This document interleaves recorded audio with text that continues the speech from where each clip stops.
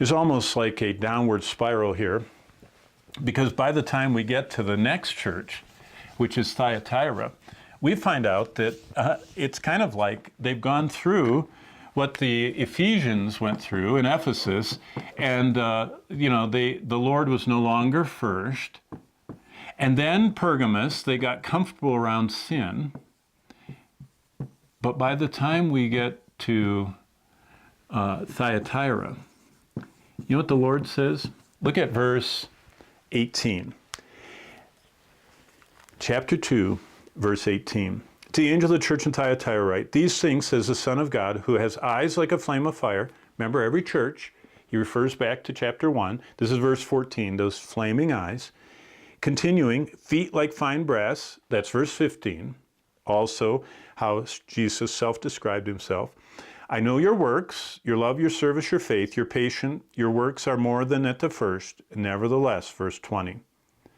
I have a few things against you because you allow that woman Jezebel, who calls herself a prophet, to teach and seduce my servants, not to be tempted. You see, Thyatira wasn't just comfortable around sin and the Lord was no longer first.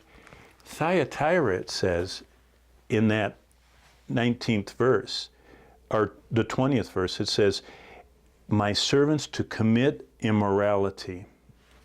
They were infected. They weren't just comfortable around sin. They were doing it. They were starting to live like unbelievers. They were committing the same sins that the Greek and Roman pagans in their city were committing. In fact, what's worse is they went back to what they used to be like before they were saved. And the Lord says, I'm not going to allow that to go on in your life. And that's the whole lesson that Jesus gives to these 5 churches that are infected believers. What happens when a believer persists in unrepentant sin? There are 2 verses on your screen in front of you. The first one is in 1 John chapter 5. I'll read it to you. 1 John chapter 5 and verse 16.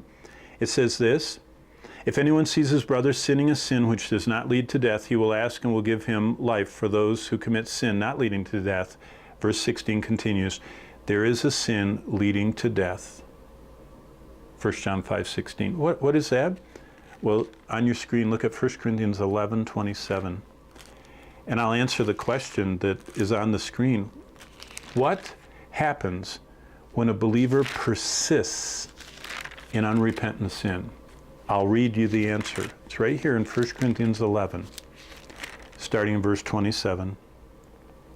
Therefore, whoever eats this bread and drinks this cup of the Lord in an unworthy manner will be guilty of the body and blood of Christ. Verse 28, let a man examine himself, and so let him eat of the bread. What is this about? This is communion. Verse 26 talks about, eat this bread, drink this cup till I return.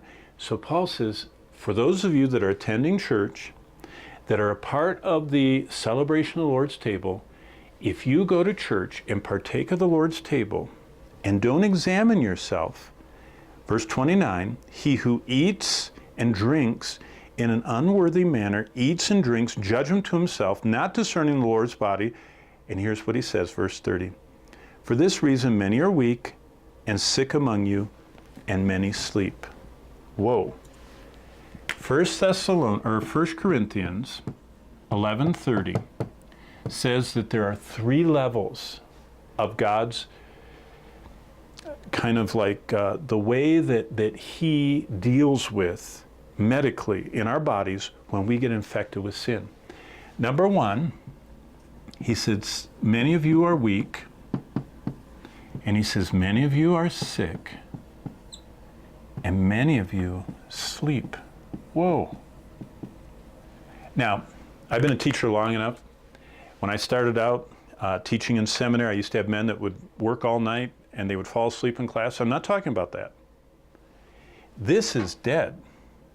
This isn't runny nose. This is persistent sickness, persistent physical problems. This is an unexplained weakness.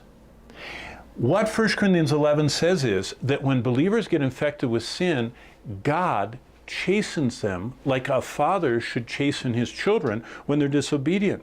And that chastening has 3 levels. It starts out with the Lord just making their lives kind of like have no joy, no peace. It's just like, kind of like a flat tire. And if that doesn't work, then there starts being engine problems.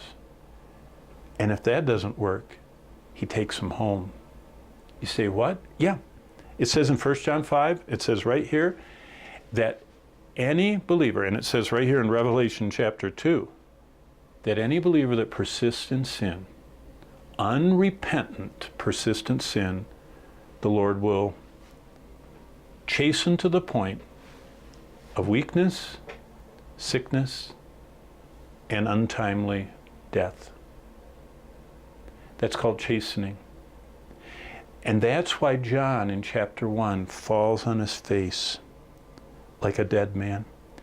He hadn't seen that anger that Jesus had when we as believers get infected with sin. Now, it doesn't mean we're supposed to be sinless, but it means we're supposed to be washing our hands like we are right now in this time of being careful, wearing our mask, avoiding coughing people, avoiding anywhere where we would get exposed. We don't want to get infected. That's the attitude of health as a believer. They've lost that desire.